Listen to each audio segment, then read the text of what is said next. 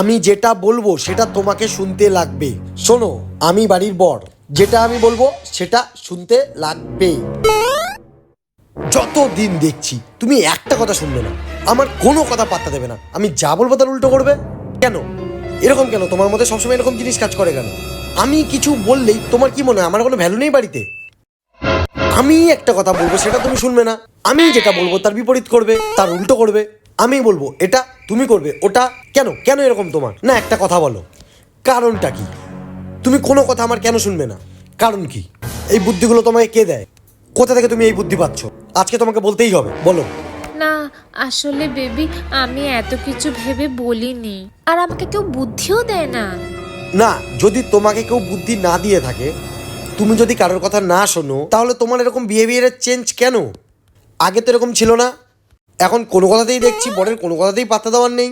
শোনো, তোমাকে ভালো করে বলে রাখছি যে যদি তোমাকে এখানে থাকতে হয়, আমার কথা শুনে চলতে লাগবে। আমি তোমার বর, শুনতে লাগবে। বেবি বেবি প্লিজ রাগ করো না বেবি। বেবি বেবি শোনো শোনো, আচ্ছা ঠিক আছে, সরি বেবি, আর কখনো হবে না।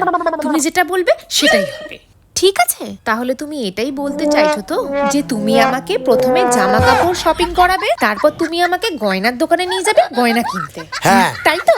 আচ্ছা ঠিক আছে, সরি বেবি, এটাই হবে, এটাই হবে, মনে ঠিক থাকবে? আছে?